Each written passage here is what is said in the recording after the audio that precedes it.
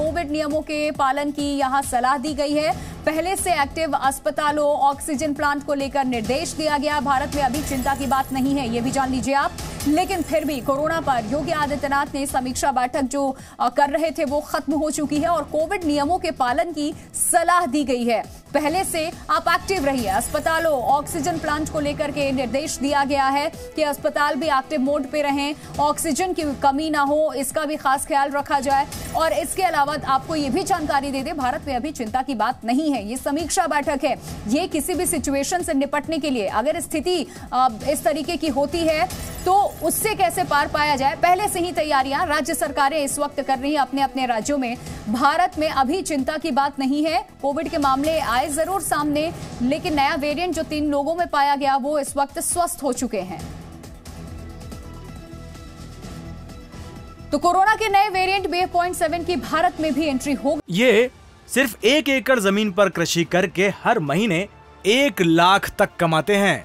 इनसे सीखना है तो फ्रीडम ऐप को अभी डाउनलोड कीजिए। है और गुजरात में BF.7 वेरिएंट के 2 और ओडिशा में 1 मामला सामने आया है। अच्छी खबर यह है कि ये तीनों मरीज पूरी तरह से स्वस्थ भी हो चुके हैं। सरकार ने कहा है कि घबराने की कोई जरूरत नहीं है।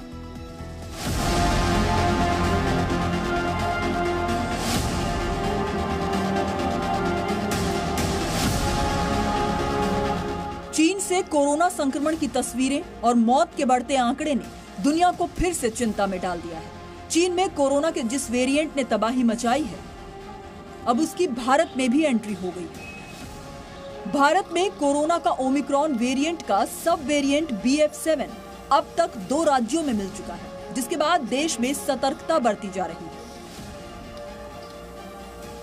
फिलहाल भारत में BF.7 के 3 संक्रमित मिले हैं। BF.7 का पहला केस अक्टूबर के महीने में मिला। BF.7 का पहला मरीज गुजरात में मिला था और BF.7 के गुजरात में 2 और ओडिशा में 1 केस मिल चुका है। देश में फिलहाल कोरोना के 10 अलग अलग वेरिएंट मौजूद हैं। इनमें सबसे ताजा वेरिएंट BF.7 है। देश में अभी भी सबसे ज्यादा तबाही मचाने वाले डेल्टा वेरिएंट के कुछ केस मिल जाते हैं।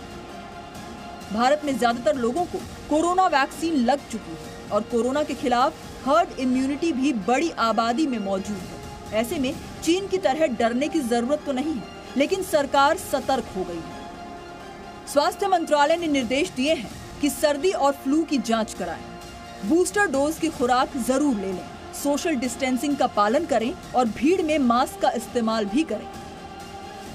इसके अलावा अभी कोविड गाइडलाइंस में कोई बदलाव नहीं किया गया है। क्राउडेड प्लेस में है, चाहे बाहर, जैसे मैं अब क्राउडिंग में आ गया हूं तो मुझे मास्क लगाना है। अंदर भी अगर क्राउडिंग है तो वहां भी हमने मास्क लगाना है। इसी प्रकार सोशल डिस्टेंसिंग की जो एडवाइजरी अभी तक है आपके समक्ष, उसका ख्याल रखिए। अब कोरोना पर हर हफ्ते स्वास्थ्य मंत्रालय की समीक्षा बैठक होगी। इसके अलावा देश में बाहर से आने वाले यात्रियों की भी रैंडम जांच शुरू की गई है। लोगों से सावधानी बरतने की अपील की जा रही है। हम देख रहे हैं कि केसेस कहीं भी बढ़ नहीं रहे हैं, तो चाइना के मुकाबले हमारी सिचुएशन बहुत बेहतर है, लेकिन सतर्क रहने की जरूरत है, विजिलेंट रहने की जरूरत है, प्रॉपर सर्वेलेंस की जरूरत है कि कहीं पर भी केसेस अगर बढ़ रहे हैं तो हम उसको जल्दी से पिकअप कर लें और वहाँ पे टेस्टिंग कर लें, जिससे ये पता चल जाए कि कोई नया वेरिएंट तो नहीं आ रहा और हम उसको आगे फैलने ना दें। भारत में कोरोना संक्रमण की रफ्तार अभी तेज नहीं है, लेकिन सरकार त्योहारों के मौसम और नए साल के जश्न के दौरान सतर्कता बरतने की अपील कर रही है, क्योंकि सतर्कता भी कोरोना से बचाव है। ब्यूरो रिपोर्ट, जी मीडिया। ये सिर्फ 1 एकड़ जमीन पर कृषि करके हर महीने 1 लाख तक कमाते हैं। इनसे सीखना है तो फ्रीडम ऐप को अभी डाउनलोड कीजिए।